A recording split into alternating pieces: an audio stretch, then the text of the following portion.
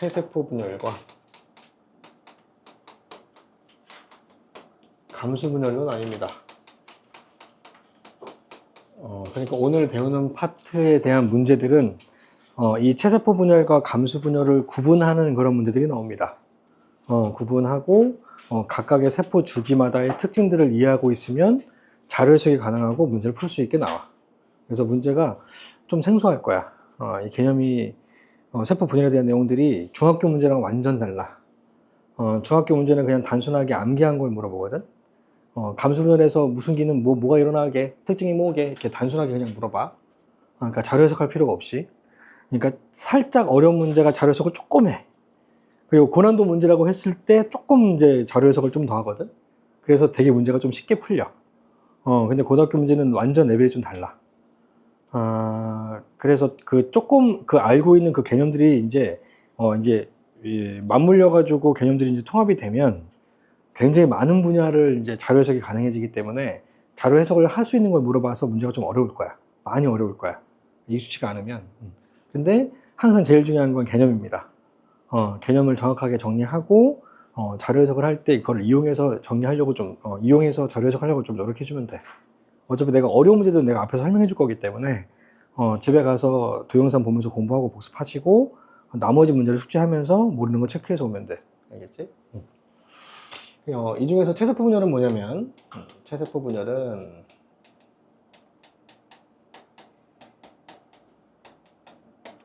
첫 번째가 장소 나오죠. 그리고 두 번째 의의가 나옵니다. 이 두 가지는 동영상 보고 필기하고 사진 찍어서 수요일까지 보내주시면 돼요. 그러니까 첫 번째 주에 보낸 학생이 있고 안 보낸 학생들이 있어. 늦게 보내거나 한 학생도 있는데 첫 번째가 제일 중요해. 첫 번째 보낸 학생들은 그 다음 주도 보내. 근데 첫 번째 안 보낸 학생들은 그 다음 주도 안 보내. 계속 안 보내. 이게 습관이라서 그래. 새로운 루틴이 생겼기 때문에 그 새로운 루틴을 내가 잡아놓으면 계속 루틴을 지키는데 그 루틴을 안 지키는 애들은 계속 안 지켜. 안 지키는 게 루틴으로 돼 있는 거야.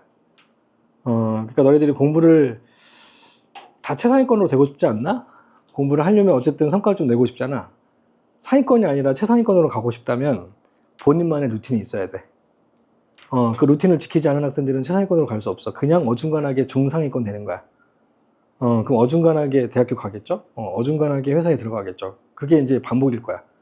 그러니까 네가 그 틀을 깨지 않으면 남들을 앞서갈 수 없어. 남들보다 잘해야 내가 항상 그 같은 레벨에서 위로 올라갈 수 있는 것처럼 항상 루틴을 지켜야 돼. 본인만의 루틴을 지키십시오. 그러면 항상 성공할 수 있습니다. 알겠죠? 그러니까 보내라고 하는 건 잘 지켜주려고 노력해주고 루틴을 좀 잘 잡으라고. 보내는 걸로. 안 보내는 걸로 루틴 잡지 말고. 그래서 세 번째 과정은 써줄 겁니다. 세세 분열의 과정에다가 물론 다 중요한데 중학교 때는 이런 것들이 더 중요해. 중학교 때는 얘네들이 더 중요하단 말이야. 단답식으로 문제 물어보니까. 근데 고등학교 과정에서는 얘네들은 이제 기본이야. 얘네들은 그냥 밑에 깔고 있어야 돼. 잘 물어보지도 않아. 특정 문제에서 그냥 기억, 니은, 디귿 중에서 특정 부분만 살짝 물어봐. 그러니까 얘네들을 안다고 해서 문제 맞진 않아. 얘네들은 그냥 기본인 거고 전제로 깔고 있어야 돼. 그렇다고 해서 얘를 모르면 아예 문제 틀려. 내가 응용이 돼도 틀려. 그러니까 그것도 되게 중요한 부분이긴 해. 근데 응용하는 거에서는 중요하지 않기 때문에 한번 써보고 공부하면 풀 수 있다는 거야. 그래서 응용하는 부분들은 내가 설명해 주려고.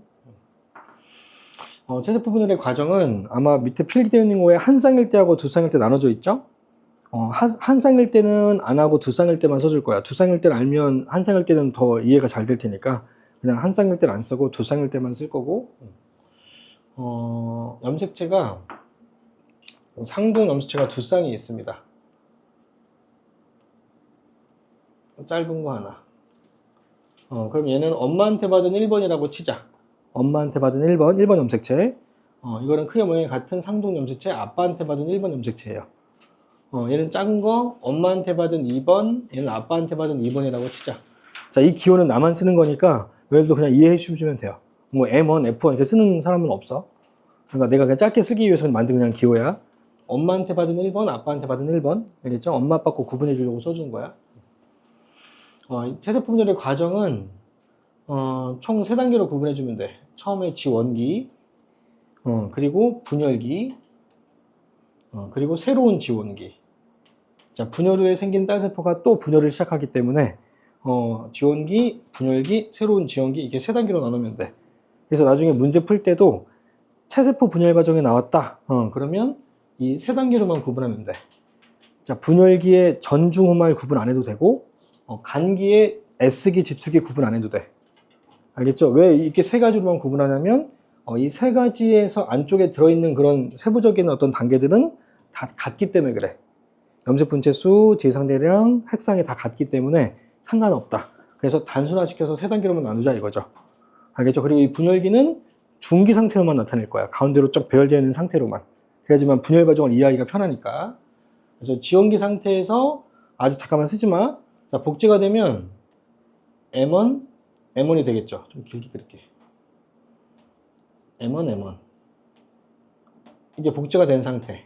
이건 이해되죠? 저번 시간에 배운 거. 이 M1이 복제가 된 거. 알겠죠? 그 다음에 F1도 복제가 되겠죠? F1, F1입니다. 그래서 얘네들은 염색 분체쌍. 맞죠? 그리고 얘네 둘 같이 보면 상동 염색체. 이해되지? 자, 근데 이 상동 염색체인 M1하고 F1이 서로 붙지 않습니다. 알겠죠? 붙지 않아요. 붙으면 이가 염색체야. 근데 붙지 않아. 그러니까 내가 손가락으로 표현해 볼게. 이게 M1이야. 이게 F1이야. 그럼 분열이 될 때 이제 복제가 된다고. 자, 복제가 된 이 2개가 붙지 않는다고. 알겠죠? 그럼 붙지 않으니까 따로따로 움직이겠죠. 맞죠? 따로 붙어 있으면 같이 움직일 거 아니니? 맞지? 근데 붙어 있지 않으니까 따로따로 움직이다가 중기가 되면 가운데로 모여 그런다고. 그럼 가운데로 모이면 얘도 가운데로 오겠죠. 이해돼요? 붙어 있다면 붙은 채로 가운데로 오겠지만 떨어져 있기 때문에 얘도 가운데로 각각 따로따로 가운데로 오겠죠. 이해돼요?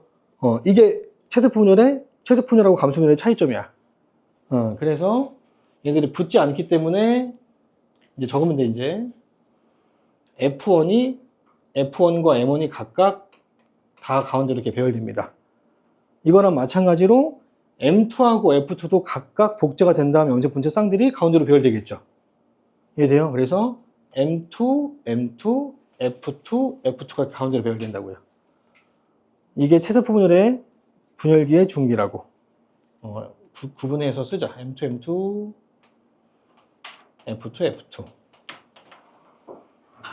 됐죠?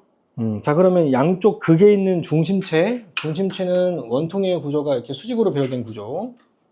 원통형의 구조가 수직으로 배열된 구조. 각각 방추사가 염색 분체 쌍들한테 하나씩 다 연결됩니다. 자, 이렇게 연결돼서 방추사가 끌어당겨서 이제 끊을 때 나눌 수 있는 게 염색 분체 쌍밖에 없지 않나? 그렇죠? 얘네들이 상동이 서로 붙어 있지 않기 때문에 상동을 분리할 수는 없게 되죠.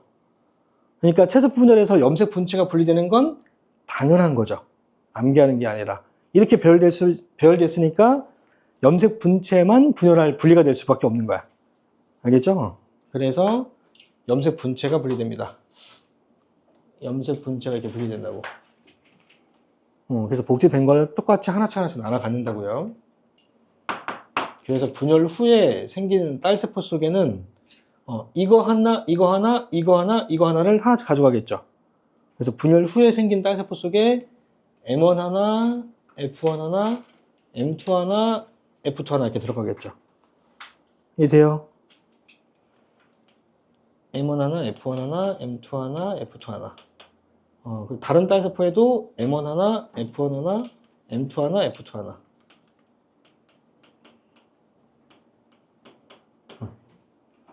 자, 그러면 딸세포 속에 들어있는 염색체의 구성과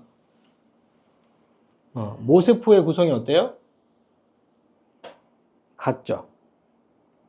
그래서 똑같은 염색체 구성을 갖는 세포들의 숫자를 늘리는 게 바로 체세포 분열의 목적입니다. 그러니까 이 체세포 분열은 이에닌 세포를 똑같은 염색체를 갖고 있는 이에닌 세포의 숫자를 늘리기 위한 게 바로 체세포 분열이라고요. 알겠죠? 같은 세포를. 그래서 분열기에다가 빨간색, 본인이 갖고 있는 색 중에서 잘 보이는 색깔로 적으세요. 분열기 때 분리된 염색체가 뭐가 분리된다? 지금 M1하고 M1이 분리되고 F1과 F1이 분리되고 있으니까 뭐가 분리? 염색 분체 분리가 굉장히 중요한 개념입니다. 알겠죠? 염색 분체가 분리되기 때문에 분열 후에 생긴 딸 세포의 구성이 어떻다? 이 두 개의 세포가 같을 수밖에 없겠죠. 염색 분체라고 하는 건 복제가 된 염색체니까. 알겠니? 그래서 염색 분체가 분리되기 때문에 당연하게도 모든 세포들의 딸 세포들의 모든 세포들의 염색체 구성은 같을 수밖에 없다. 염색 분체 분리.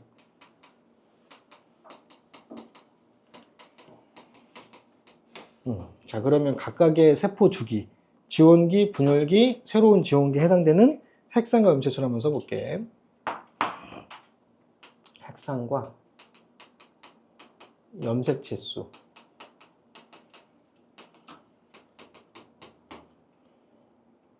성현이? 한번 불러볼까? 이 세포의 핵산과 염체수.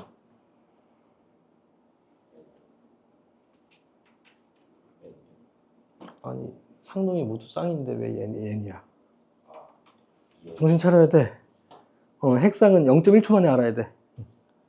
얘는 염체체 몇 개? 4개. 계속해. 얘도. 얘는 4. 맞죠? 하나, 둘, 셋, 4개죠? 염색 분자짝은 한 개로 치니까. 맞지? 얘도? 얘는 핵산과 염체수의 변화가 없죠. 그게 체세포 분열입니다. 체세포 분열은 분열 중이던 분열하지 않던 핵산과 염체 숫자가 변하지 않는다. 따라서 모든 체세포는 인이다라고 얘기할 수 있다. 알겠죠? 자, 그럼 DNA 상대량. 자, DNA 상대량 처음에 2라고 치자. 이건 내가 만드는 기준이야. 내가 그냥 4로 놓을 수도 있고 1로 놓을 수도 있고 마음대로 놓을 수 있어. 근데 처음에 갖고 있는 이 DNA 상대량을 2라고 친 거야. 알겠죠? 시호해보자. 그럼 얘는? 그렇지. 얘는? DNA 상대량은 유전자의 종류가 중요하지 않죠. 그냥 양이죠. 이게 그냥 하얀색 밀가루든 검은색 밀가루든 상관이 없어. 그냥 밀가루의 양 하면 색깔은 중요하지 않으니까, 종류도 중요하지 않고 유전 정보도 중요하지 않으니까 그냥 염색 분체수에 비례해. 염색 분체수는 뒤에 보자. 얘 염색 분체수. 얘는. 근데 염색 분체의 정의가 뭐야? 복제돼서 형성된 건데 여기 복제된 게 어디 있어? 이거 엄마한테 아빠한테나 받은 거잖아. 복제된 거 없잖아. 그러니까 쓸 수가 없어요. 그러니까 여기는 염색 분체가 없는 거예요. 알겠죠? 근데 실제로도 원래는 말도 안 되는 게 지원기 때 염색체가 있어 없어? 지원기는 간기잖아. 그치? 간기니까 염체 자체가 없죠. 그러니까 원래 이런 형태는 원래 존재하지 않아. 원래 이런 형태 자체가 존재하지 않는다고. 그러니까 염색 분체가 끊어져 있는 상태가 지원기 상태는 원래 존재하지 않아. 이게 복제가 돼가지고 염체가 만들어질 때 한 번에 이렇게 만들어져. 실제로는. 그러니까 이런 형태 원래 자체가 존재하지 않는다고. 알겠죠? 그러니까 정의가 중요하니까 여기는 그냥 비워놓자. 그냥 블랭크로 비워놓자고요. 하지만 여기는 염색 분체가 있죠, 이제? 염색 분체 몇 개? 얘는 8개죠, 이제. 얘도 이제 염색 분체 없는 거죠. 복제된 거 없으니까. 얘도 그냥 블랭크로 비워놓으라고요. 이해되죠? 어쨌든 얘를 그냥 4라고 친다면 얘 염색 분체를 하나, 둘, 셋, 4개라고 친다면 4, 8, 4가 되고 얘네 둘은 서로 비례하는 거죠. 알겠죠? 핵상과 염체수도 서로 비례하기 때문에 핵상이 안 변하면 염색체 숫자도 변하지 않습니다. 알겠죠? 이거 되게 중요합니다. 핵상하고 염색체 숫자하고 비례하고 DNA 성질하고 염색 분체 수하고 서로 비례합니다. 알겠죠? 그러니까 내가 이거는 순서대로 내가 적었으니까 되게 쉽잖아. 되게 문제에서는 이 순서대로 나오게 아니면 그냥 한 부분만 딱 나오게. 그냥 갑자기 한 부분만 딱 나오는 거야. 그러니까 이 한 부분만 나와도 전과 후를 구분할 수 있으면 돼. 구할 수 있으면 됩니다. 알겠죠? 그러니까 이 분열 과정 중에 한 과정만 나와도 나머지는 다 예측이 가능합니다. 알겠죠? 그래서 세포 분열 문제는 특정 세포 주기만 문제 물어보고 나머지를 물어보는 거야. 전체를 다 주는 게 아니라. 자, 이거랑 비교해서 함수 분열. 자, 감수 분열 과정도 장소 있고요. 두 번째 의의가 있습니다.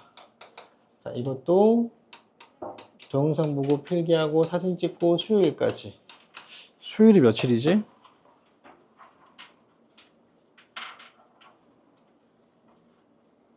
23일? 7월 23일까지.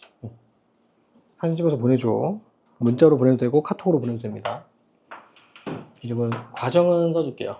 세 번째, 감수 분열 과정. 과정이 중요합니다. 자, 감수 분열 과정은 4단계로 구분합니다. 지원기, M1기, M2기, 생수세포. 그러니까 감수 분열 과정은 체세포 분열과 다르게 한 번의 간기와 두 번의 분열기를 거쳐. 감수 1분열, 감수 2분열 해서 연속적으로 두 번의 분열기를 거치기 때문에 그 두 번의 분열기를 M1과 M2기로 쓴 겁니다. 알겠죠? 감수 1분열, 감수 2분열을 각각 M1, M2라고 쓴 거라고. 그래서 2분열이 끝나면 생세포가 됩니다. 그래서 4단계로 구분하면 돼. 그래서 세포 주기를 내가 물어보면 감수 분열 과정이라면 4개 중에 하나로 대답하시면 됩니다. 알겠죠? M2기의 전기요, 중기요 이거 이해 안 해도 돼요. 그냥 M2기요. 그럼 얘기하면 돼. 단순화시켜서 문제 풀으라고. 세부적인 건 물어볼 때만 생각하면 됩니다. 여기서 마찬가지 두 쌍일대로 해볼게. M1, M1, M2, M2, F2, M1, F1, M2, F2. 이게 쓰는 게, 이름 쓰는 게 좀 귀찮을지라도 필기할 때는 좀 써. 한번 할 때 M1하고 F1을 딱 이렇게 써주는 이유는 뭐냐면 상동인지 아닌지 구분해 주려고 하는 거야. 그래서 상동일 때는 핵상이 N이고 상동이 없을 때는 핵상이 N이기 때문에 이거를 상동인지 아닌지를 구분해 주기 위해서 이름을 한번 쓰는 거야. 내용 정리할 때만. 나중에 문제 풀 때는 안 써도 돼. 알겠죠? 문제 풀 때는 그냥 상동인지 아닌지만 구분해 주면 되고 핵상만 구분할 수 있으면 된다고. 알겠죠? 마찬가지 복제가 됩니다. M1, M1, F1, F1. 이렇게 복제가 됩니다. 자, 근데 감수 1분열 때는 체세포 분열과 다르게 이 두 개의 상도 염색체가 서로 붙어버립니다. 실제로는 어떻게 되어 있냐면 실제 염색체의 그림은 이렇게 되어 있어. 하나, 둘, 셋. 네, 이렇게 붙어 있다고요. 실제로는. 근데 이제 이를 돕기 위해서 그냥 선으로 붙어 있는 걸 선으로 나타낸 거야. 실제로는 이렇게 생겼다고요. 알겠지? 자, 이렇게 붙어서 형성된 염색체를 뭐라고 하냐면 중학교 때는 이거 많이 물어보지 않나? 막 주관식으로도 많이 나왔던 걸로 기억하는데 이 염색체를 이가 염색체라고 합니다. 자, 이가 염색체라고 이름 붙인 이유는 상동 염색체가 2개씩 있잖아. 그러니까 상동 염색체 한 쌍을 한 가라고 계산한다면 2개의 값어치가 있다 이거죠. 그래서 이가 염색체라고 합니다. 2쌍의 상동 염색체가 있기 때문에. 자, 근데 염색 분체는 그럼 몇 개야? 하나, 둘, 셋, 4개죠. 그래서 염색 분체가 4개로 구성되어 있다 그래서 4분 염색체라고도 합니다. 같은 말로 얘는 4분 염색체라고도 한다. 같은 말입니다. 자, 그러면 이가 염색체 이 한 개, 이가 염색체 한 개는 염색체 숫자는 몇 개야? 염색체 수 2개죠. 왜 2개냐면 이 M1과 F1의 크기 모양은 같아도 속에 들어있는 유전자 구성은 어때요? 다르죠. 그러니까 한 개, 2개라고 계산하는 거예요. 알겠죠? 염색체 숫자는 유전 정보가 중요하니까 이가 염색체는 염색체 수는 2개입니다. 염색체 수는 2개로 카운팅을 해야 된다. 상동 염색체니까 속을 구성하고 있는 염색체가. 자, 그러면 이 이가 염색체의 숫자를 카운팅하는 방법은 염색체 2개가 이가 염색체는 몇 개? 1개죠. 염색체 2개가 1개니까 2n일 때 염색체 숫자의 반토막이 이가 염색체의 숫자겠죠. 그러면 남자의 이가 염색체는 몇 개? 남자의 감수 분열 중에 생기는 이가 염색체의 숫자는 몇 개? 이게 오래 걸려. 46개의 반토막 하면 되는데. 알겠죠? 그래서 숫자를 어떻게 카운트하냐면 2n인 세포에 상동 염색체 쌍의 숫자를 계산하거나 또는 그냥 N인 세포의 염체 수의 반토막 하면 돼. 또는 핵상이 N인 세포의 염체 숫자랑 또 같아. 여러 가지 방법이 있습니다. 알겠죠?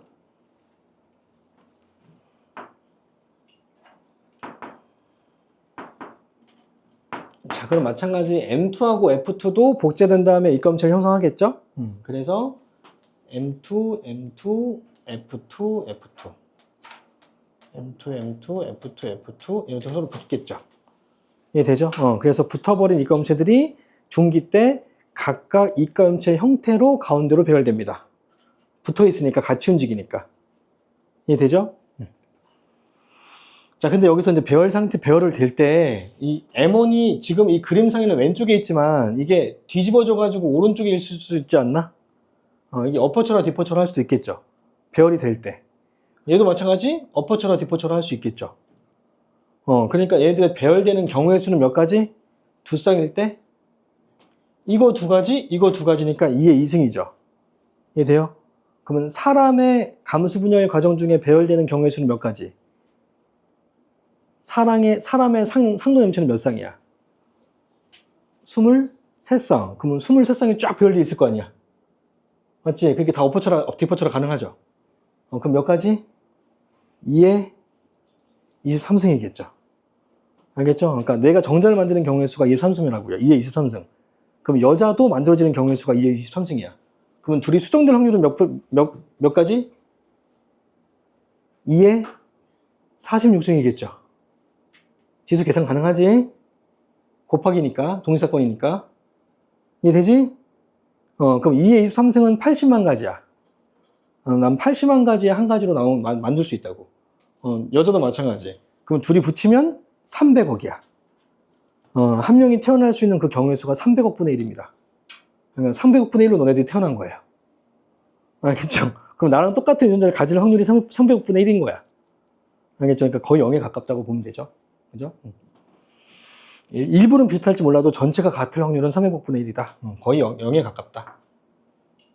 그러니까 똑같이 쌍둥이처럼 똑같은 염체를 이렇게 분열하지 않은 이상 같을 수는 없다 이거죠. 분열에 의해서 같을 수는 없다. 그래서 M1기 때 양극에 있는 중심 채로부터 방추사가 각각 입검체 한 개씩 연결됩니다. 그러니까 끊어질 수 있는 게 뭐밖에 없어? 가운데밖에 없죠. 그러니까 분리된 염체가 뭐다 그래서? M1하고 F1이 끊어지고 M2와 F2가 끊어지니까 상동이 분리되는 거죠. 그래서 상동에 같이 붙어있는 상태에서 상동을 끊어버리는 거잖아요. 그래서 상동 중에 하나를 가져가고 상동 중에 하나 가져가는 거니까 상동이 분리되는 거지. 그래서 감수 1분열은 바로 상동 염색체가 분리되는 게 가장 중요한 특징이다. 감수 1분열기 때는 상동 염색체가 분리됩니다. 자, 그러면 상동 염체가 분리되기 전에 핵상은 뭐야? 둘이 같이 있으니까 EN. 그러면 상동이 끊어져서 각각 다른 세포로 들어가면 더 이상 이 세포 안에는 상동 염체가 없죠. 그럼 핵상이 어떻게 돼? N으로 바뀌겠죠. 그래서 상동 염체가 분리가 되면 분열 전과 후에 핵상이 EN에서 N으로 바뀐다고요. 알겠죠? 그래서 핵상이 변한다고 해서 이 감수 1분열기를 뭐라고 부르냐면 2형 분열이라고 합니다. 알겠죠? 핵상이 변하기 때문에 별명이 2형 분열이라고도 한다. 이렇게 내용을 이으라고요. 단순하게 암기하지 마시고 그래서 그렇구나 이렇게 이으라고요. 알겠죠? 그럼 머릿속 저절로 들어가는 거지 암기하는 게 아니다. 그래서 분열 후에 생기는 딸세포, 즉 M2기의 세포, 1분열이 끝나면 바로 M2기니까 M2기의 세포 속에는 어떻게 들어가냐면 M1, M2, F2가 한 개의 세포로 들어가겠죠. M1, M2, M2 여기는 F1, F1 이건 그냥 배열된 상태로 그냥 그림을 그리는 거야. 이게 어퍼처럼 디퍼처럼 할 수 있어. 그냥 배열된 상태로 그냥 그림이 이렇게 된다는 거. F2, F2 이것도 마찬가지 M2기의 중기 상태로 나타낼게요. M2, M2 F1, F1 F2, F2 각각 M2B의 딸세포 안에 각각 염색 분체 쌍이 들어있다. 됐죠? 그리고 생겨난 이 M2기에도 각각의 세포의 양쪽 극에 중심체가 있습니다. 여기도 중심체. 이 중심체에 각각 염색 분체 쌍들이 이렇게 연결되는 거죠. 그럼 이분열기 때는 나눌 수 있는 염색체가 뭐밖에 없니? 상동을 분열할 수 없죠. 상동이 없는데. 그지? 상동 염체가 분열이 됐기 때문에 M2기 안에는 상동이 없죠. 상동이 분열될 수가 없겠죠. 그러니까 그렇지. 염색 분체밖에 분열이 안 되겠죠. 당연한 거야. 그러니까 암기하는 게 아니라 당연한 거라고. 당연해져야 자료 해석이 가능해집니다. 단순하게 암기하는 애들은 자료 해석이 안 돼요. 자, 그래서 M2기 때는 분열되는 염체가 바로 염색 분체더라. 감수 2분열 때는 분열되는 게 염색 분체니까, 염색 분체가 분리되니까 분열 전과 후의 핵상이 같을 수밖에 없죠. 왜냐하면 똑같은 거를 나눠 가졌으니까. 그죠? 염색 분체는 복제된 거라서 분열 전과 후에 염색체 수의 핵상의 변화가 없다. 아까 체세포 분열할 때 EN에서 EN이 된 것처럼, 아까 체세포 분열할 때 분열되는 염체가 뭐였니? 염색 분체였죠? 그러니까 EN에서 그대로 EN이 되죠. 알겠죠? 그러니까 염색 분체가 분리될 때는 핵상의 변화가 없습니다. 근데 감수 2분할 때는 왜 N에서 N이냐면 N인 상태였으니까 변화가 없는 게 N인 거지. 오히려 EN으로 EN이 되는 게 변하는 거니까. 그래서 초반에 가장 많이 헷갈려하는 게 체세포 분열하고 감수 2분열기를 가장 많이 헷갈려해. 체세포 분열하고 감수 2분열기를 구분하는 건 공통점은 둘 다 염색 분체 분리야. 얘도 염색 분체 분리고 체세포 분열도 염색 분체 분리야. 그럼 차이점은 뭐야? 체세포 분열과 감수 2분열을 구분하는 기준. 핵상이 다르죠. 핵상. 감수 2분열기는 N에서 N이 되는 거고 체세포 분열은 EN에서 EN 되는 거야. 따라서 그 세포가 EN이면 체세포 분열이야. N인데 염색 분체가 분열되고 있으면 감수 2분열기야. 알겠죠? 핵상으로 구분하는 거다. 그래서 2분열기가 끝나면 N에서 N이 되니까 핵상의 변화가 없죠. 그래서 2분열기를 다른 말로 뭐라고도 하냐면 동형분열이라고 합니다.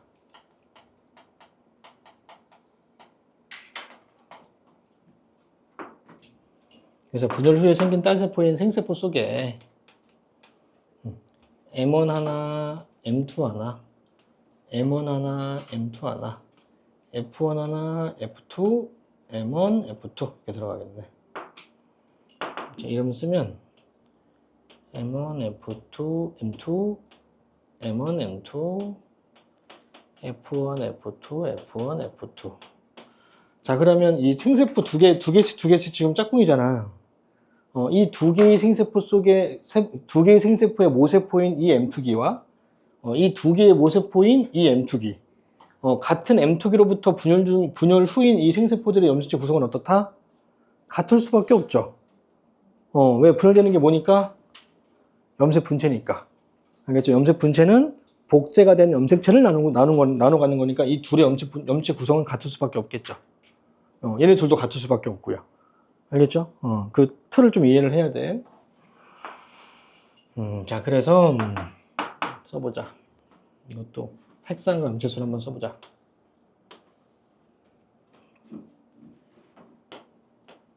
핵상과 염색체 수 지원해 볼까요? 이 세포의 핵상과 염체 수. 핵상 옆에 뒤 수연이. 얘는 4, 얘.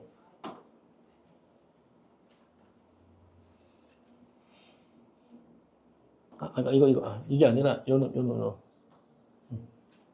얘는 자신이 없어. 얘. 그렇지. 얘는 그렇지. 요는 이렇게 됩니다. 알겠죠? M1과 지원기와 M1은 EN이고 M2기와 생세포는 N이다. 알겠죠? 왜냐하면 이 1분열 때는 상동이 분열되니까 1분열 전후로 해서 EN과 N으로 줄어들고 2분열 때는 염색 분체가 분열되니까 전후로 N이 N으로 갔다. 그래서 EN, EN, N, N이라고요. 4개의 세포 주기가.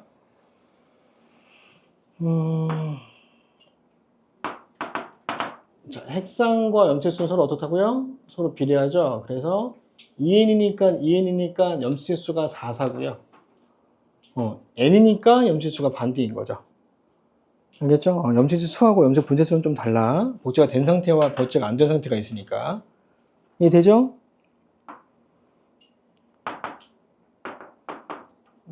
염색 분체수 그 앞에 이름이 뭐지? 동윤 맞니? 동윤 해보자. 염색 분체수 지원기. 그러니까 염색 분체는 복제가 된 거니까 여기 복제된 건 없으니까 그냥 비워놓으라고요. 알겠죠? 얘는 모르고 얘는 뭐라고? 염색 분체수. 염색체수가 아니라 염색 분체수는 따로 떨어졌잖아. 하나, 둘, 셋, 넷, 다섯, 여섯, 일곱, 8개잖아. 헷갈리면 안 돼. 8개. 얘는 몇 개? 얘. 그냥 세면 되는데 자꾸. 세면 되는데. 하나씩. 세포 한 개당. 어차피 얘네 둘은 같잖아. 그러니까 그 세포 주기에 한 개의 염색 분체수를 물어보는 거야. 얘는 그치. DNA 상대량. 처음에 2라고 치면 옆에 범진이 4, 2, 1이죠. 그래서 특징이 뭐냐면 지원기의 상대량과 M2기의 상대량이 같죠. 처음에 2고 얘도 2죠. 지원기하고 M2기가 같다는 거 중요합니다. 그래서 같다는 걸로 지원기하고 M2기를 구분하는 걸로 단서로 활용되기도 합니다. 자, 그리고 M1기하고 생식기는 몇 배? 몇 배 차이? 4배 차이. 되게 특이하죠? 그래서 이 4배 차이 나는 게 있다면 둘 중에 하나의 세포 주기는 M1기가 포함되어 있다는 거. M1기하고 생세포가 바로 4배 차이 나는 게 유일하니까. 알겠죠? 그래서 단서 활용할 때 둘이 같은 거하고 4배 차이 나는 게 세포 주기를 구분하는 기준이 되고 단서로 활용될 수 있다. 알겠니? 마찬가지 염색 분체수하고 상대량은 서로 비례한다. 자, 그럼 뒤져 넘기면 다시 한번 체세포열과 감소율을 비교하는 표가 있습니다.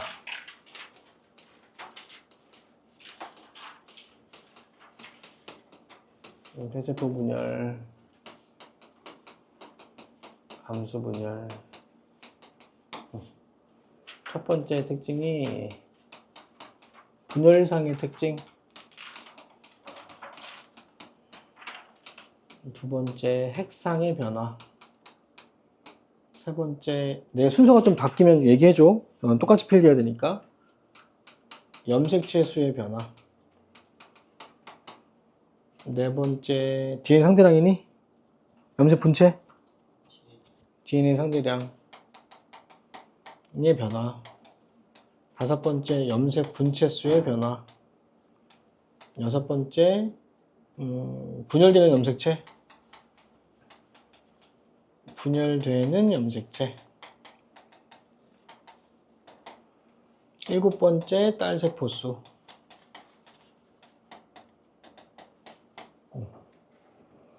자, 그리고 이 분열상의 특징 위쪽에 약간 공간이 있죠. 그 공간에다가 체세포 분열의 그 주기를 좀 나눠 놓을 거야. 아까 체세포 분열은 몇 단계로 나눈다고요? 3단계. 모르면 앞에 다시 넘겨보면 돼. 지원기, 분열기, 새로운 지원기. 3단계로. 지원기, 분열기, 새로운 지원기. 맞지? 그럼 감수 분열은 몇 단계로? 성현아? 모르면 앞에 넘겨봐. 지원, M1, M2, 생세포.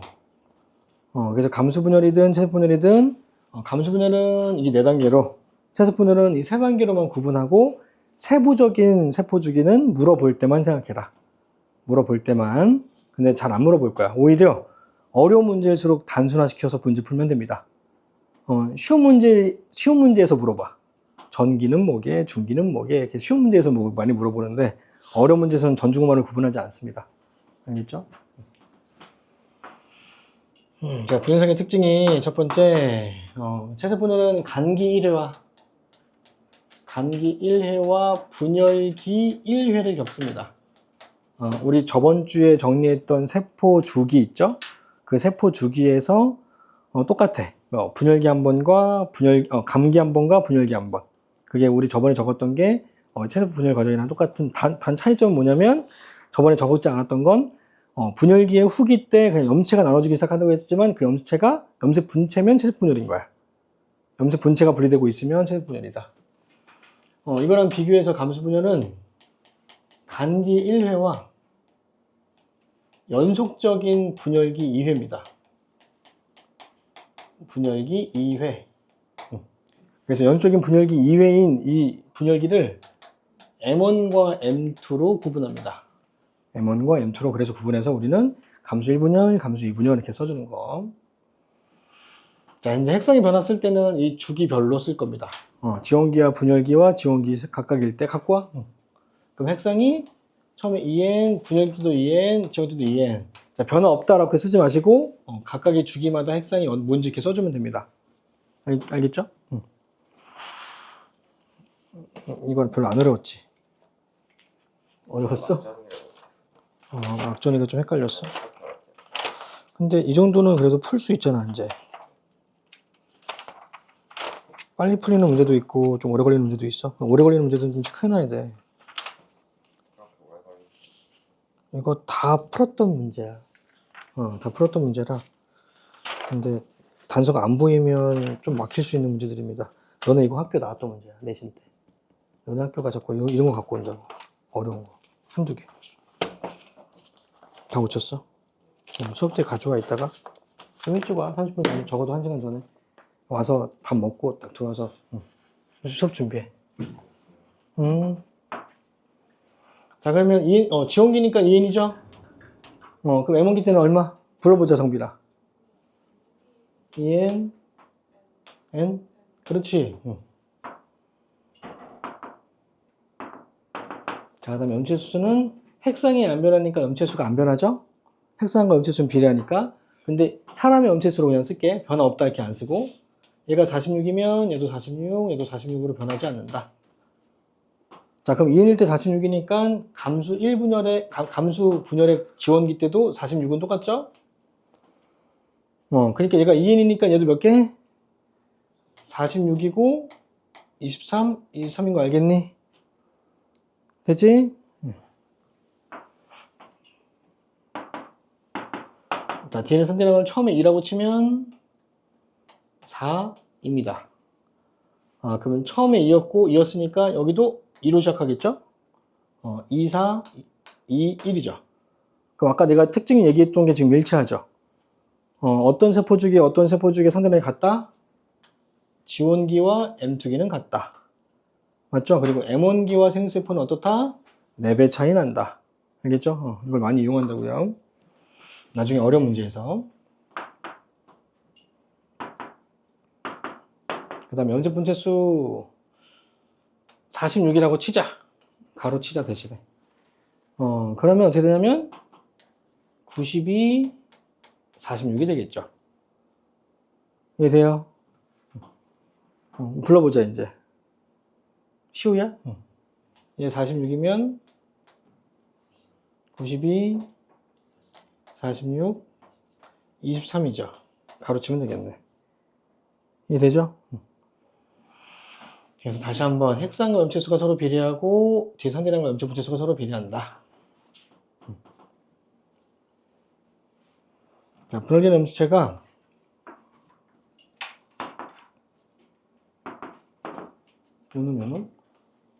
분열기 때 뭐가 분리? 채색 분열 때는? 그렇죠. 잘 기억해야 돼. 염색 분체가 분리된다. 염색 분체가 분리되기 때문에 나타나는 특징들이 있기 때문에 문제에서도 이것들을 짚고 넘어갈 수밖에 없다. M원기 때는 뭐가 분리? 상동 분리라는 게 되게 중요한 거. 상동 염체가 분리가 된다. 전으로 해서 상동이 있고 없어진다. M2기 때는 염색 분체가 분리된다.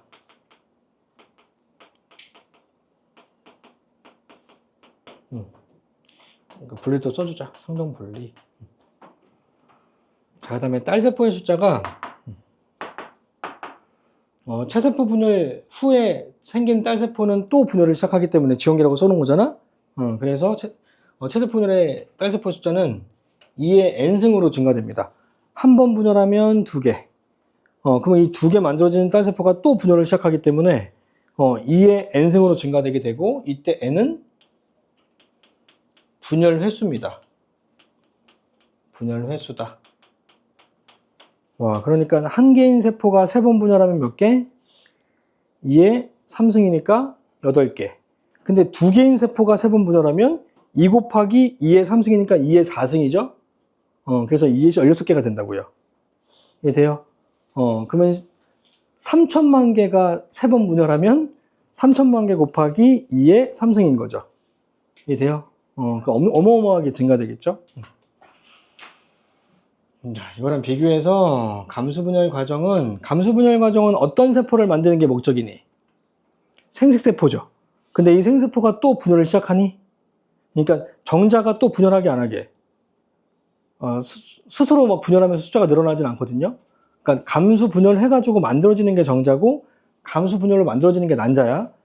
그 만들어진 정자와 난자는 서로 절대 분열하지 않아. 알겠죠? 그러니까 얘네들은 2의 n승으로 증가될 수는 없겠죠.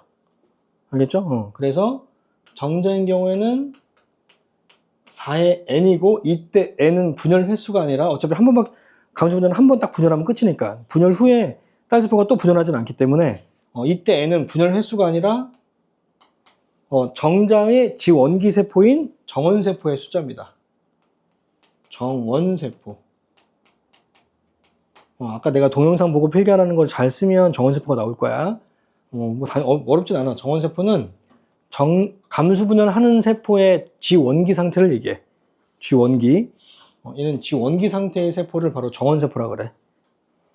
그래서 이 정원세포가 감수분열하면 정자가 만들어져.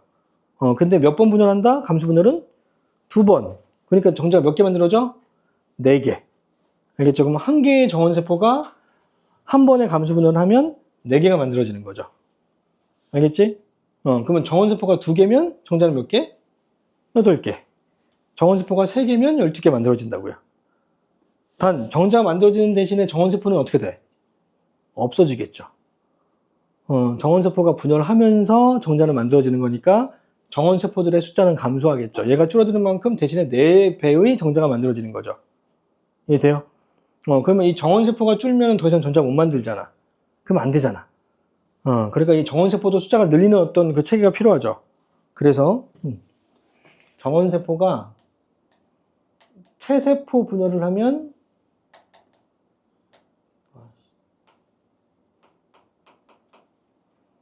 정원세포의 숫자가 늘어납니다. 정원세포의 수가 늘어난다. 남자의 경우에는 이 정원세포의 체세포 분열을 늙어 죽을 때까지 합니다. 그래서 60대, 70대에도 정자를 만듭니다. 사람마다 좀 다르긴 하지만. 근데 이제 정원세포의 텔로미어라는 게 있어서 그 텔로미어가 다 닳으면 더 이상 분열하지 못하긴 해.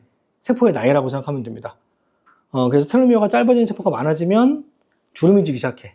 우리 몸을 구성하는 세포 중에서 세포들이 죽어가는 세포들이 많고 생겨나는 세포들이 더 많아지면 이제 주름이 막 지기 시작한다고. 그게 바로 이제 노화죠. 그래서 이 몸에 들어있는 정원세포들도 죽는 세포들의 숫자가 더 많아지긴 하지만, 그래도 정자가 분열되긴 한다고. 체세포 분열을 하긴 한다고. 그럼 난자의 경우에는, N입니다. 이때 N은 마찬가지 난자의 모세포인 난원세포의 숫자입니다. 난원세포의 숫자다. 잠깐만, 아까 마무리 좀 안 했네? 그럼 이 정원세포가 체세포 분열하면 숫자가 늘어나잖아. 정원세포가 감수분열하면 어떻게 돼? 감수분열하면 정자가 만들어지는 겁니다. 와, 그러면 좀 신기하죠? 뭐가 신기하냐면, 자, 이 정원세포는 무슨 분열과 무슨 분열을 둘 다 해. 정원세포는 체세포 분열과 감수 분열을 둘 다 할 수 있는 세포입니다. 유일합니다. 그렇죠? 우리 몸을 구성하는 세포 중에서 유일하게 감수 분열과 체세포 분열을 둘 다 할 수 있다. 따라서 이 그래프상에서 감수 분열의 그래프와 체세포 분열의 그래프가 동시에 나타날 수 있다고요. 알겠니? 나눗세포도 마찬가지. 근데 나눗세포의 숫자가 1개면 원래 2번 분열, 감수 분열은 2번 분열하잖아. 그럼 난자가 몇 개 만들어져야 돼? 이것처럼 4개가 만들어져야 되는데 얘는 한 개밖에 안 만들어집니다. 그 이유가 왜 그러냐면 난자 형성 과정 할 때는 세포질을 한쪽으로 다 몰아. 세포질을 다 나눠가지고 4개의 세포를 만드는 게 아니라 세포질을 한쪽으로 다 몰아서 한 개의 세포한테 세포질을 다 몰아. 그리고 나머지는 핵만 분열해. 그래서 난자 1개와 극핵 3개가 만들어진다고. 알겠죠? 왜냐면 세포질 속에 여러 가지 소기관과 영양물질이 들어있기 때문에 발생 과정에 필요한 영양분을 공급하기 위해서 세포질을 한쪽으로 몬다. 그래서 난자는 1개밖에 안 만들어집니다. 알겠니? 그러니까 나눗세포가 2개면 난자가 2개. 나눗세포가 3개면 난자가 3개 만들어진다고요. 알겠죠? 자, 그리고 나눗세포도 마찬가지 체세포 분열이 가능합니다. 체세포 분열을 하면 나눗세포의 수가 증가되고 나눗세포가 감수 분열하면 난자가 만들어집니다. 그러면 여자들도 난자를 계속 만들 수 있어야 되는 거 아니야? 근데 한 50대가 되면 폐경기가 되거든요. 그거 왜 그러냐면 이 체세포 분열을 하는 그 시기가 엄마의 뱃속에 있을 때만 이 체세포 분열을 해. 여자는. 남자와 다르게. 남자는 계속 체세포 분열을 하지만 여자는 엄마의 뱃속에 있을 때만 체세포 분열을 하고 태어나고 난 다음부터는 10년 후인 사춘기 때부터 감수 분열만 해. 그러니까 만들어 놓은 거를 다 쓰면 그땐 폐경기야. 알겠죠? 난자가 언제 없으니까, 나눗세포가 없으니까. 어쨌든 1개 만들어진다는 거. 그럼 이걸 좀 응용해보자. 잘 봐봐. 정원세포 1개가 체세포 분열 3번과 감수 분열 1회를 했어요. 그럼 만들어지는 정자는 몇 개?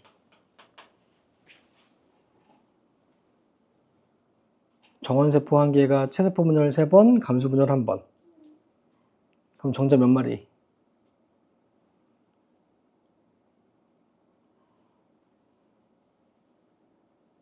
말이 없어. 몇 개? 아니, 뭐 말이야. 말도 안 되잖아. 말이 안 되잖아. 적어도 4의 배수여야지. 32개죠? 이 1개가 체세포를 3번 하게 되면 몇 개의 정원세포가 돼요? 2의 3승. 8개죠. 8개가 감수 분열하니까 8, 4, 32죠. 이해돼요? 이런 게 더 좋지 않아요? 수학적인 계산이? 외우기도 싫어하고 수학적인 계산도 싫어하면 이과 하면 안 돼. 알겠죠? 이거는 간단하잖아. 그냥 산수니까, 산수. 32개죠. 이해되지? 그럼 난자는 똑같이 이거를 난자로 바꿔보자. 나눗세포로. 그럼 난자는 몇 개? 8개죠? 나눗세포 8개당 1개의 난자를 만드니까 8개의 난자가 만들어지겠네요. 근데 그걸 한 번에 만들면 8명이 한 번에 나오긴 하겠지만 보통은 한 번 배란할 때 난자 1개만 배란한다. 그래서 1명만 태어난다. 갑자기 쓰러지고.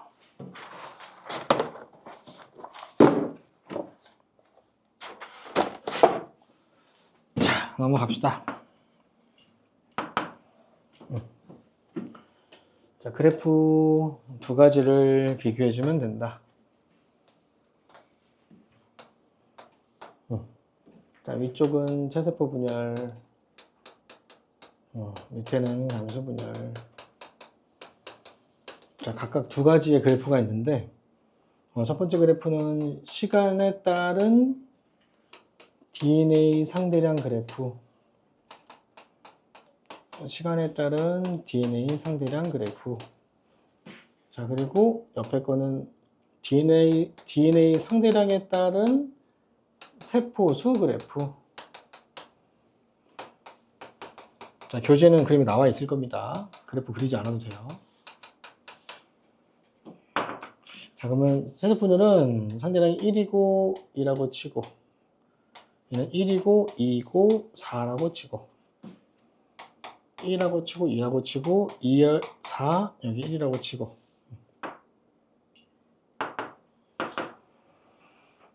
최소분열은 처음에 지원기 복제돼서 분열돼서 한 번 분열하고 끝. 자, 감수분열은 처음에 이었다가 복제, 한 번 분열, 두 번 분열. 알겠죠? 그러니까 최소분열은 몇 단계로 나눠라? 세 단계 불러봐. 뭐. 그렇죠. 이게 각각 평행 부분에다가 쓰면 됩니다. 알겠죠? 그래서 여기가 지원기, 여기는 분열기, 여기는 새로운 지원기입니다. 간단하죠? 근데 문제에서 자꾸 S기를 물어봐. S기는 자꾸 DNA가 복제되는 시기니까 이게 증가되는 이 구간이 바로 S기입니다. 알겠죠? 자, 시우야. 감수분열은 몇 단계로 나눠라? 4단계 불러보자. 지원기, M1기, M2기, 생세포. 그리고 여기는 S기고, 그렇지. 이렇게 구분해 주시면 됩니다. 내가 지금 똑같은 말을 제발 반복하고 있죠. 내가 앵무새도 아니고. 왜 자꾸 얘기하냐면 중요하기 때문입니다. 그 수업 중에 그냥 정리를 해버리라고. 그래서 문제 풀 때 바로 도입하라고. 내가 자꾸 반복적으로 해주고 있는 거야.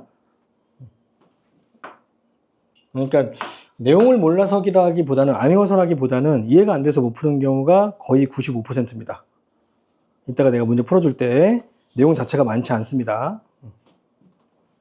그러니까 내용을 공부한다고 해서 안 되는 거야. 그러니까 오늘 수업 중에 이해를 하려고 노력해야 돼. 집에 가서 푼다고 해서 이해 잘 안 될 거야. 알겠죠? 중학교 내용하고 좀 다릅니다. 중학교 내용 수업 안 듣고 있다가 집에 가서 혼자 공부하면 돼요.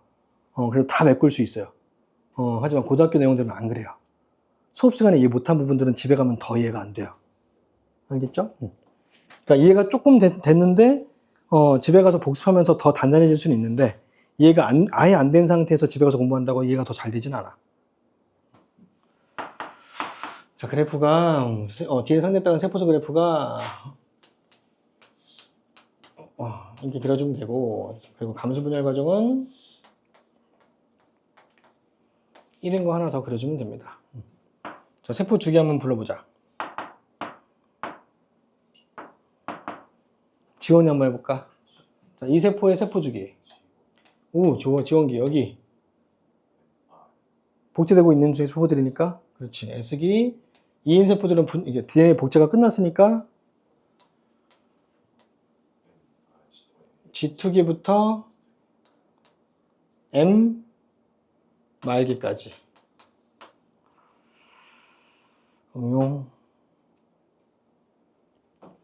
응용을 좀 해볼까? 다 알지? 수련도 해볼까? 이거 해보자. 이거는 기본적으로 깔고 있어야 내가 지금 응용하려고 하는 게 이해가 될 거라. 자, 근데 이 DNA 상대량이 기준이 지금 안 써 있어서, 이 DNA 상대량이 세포 한 개당 DNA 상대량일 때와 핵 한 개당 DNA 상대량일 때. 저번에 해줬지? 응.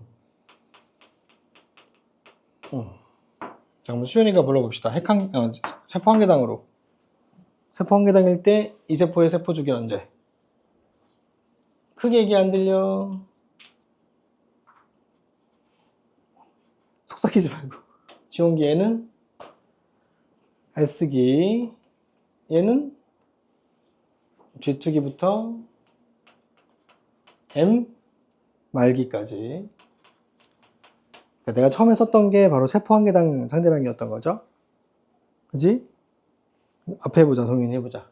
핵 한 개당일 때. 이해됐다면 한 번에 불러주는 게 좋을 것 같긴 한데. 완전 다르죠. 범진화 해보자. 지원. 여긴 S기, 얘는 그렇죠. G2부터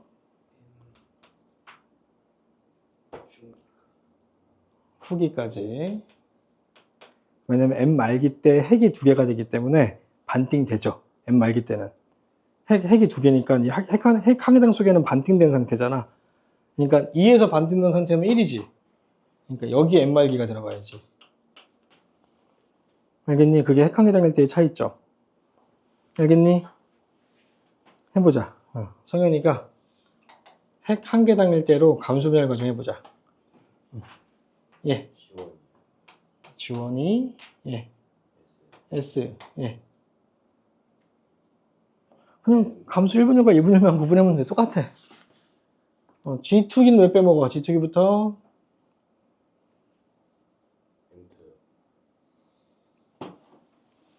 이게 분열기가 하나 있을 때는 그냥 분열기의 후기잖아. 그럼 분열기가 두 번이잖아. 그럼 M1의 후기여야지 그냥. 분열 끝나면 안 되니까. M 월기의 말기 때 핵이 두 개인 거잖아. M1의 말기 때 핵이 두 개 있는 거잖아. 세포 한 개에. 그러니까 핵 한 개당 속에는 반띵된 상태라고. 그러니까 M1의 후기까지만 두 배인 상태라고. M1의 후기까지만 들어가고 M1의 말기는 다시 반띵된 상태여야 된다고. M1의 말기. 이해돼요? 됐죠? 자, 그리고 M2기의 후기까지 놀러 들어가야지. 맞죠?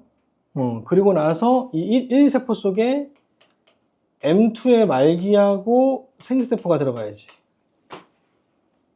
말기만 그냥 반띵된 상태로 바꾸면 돼.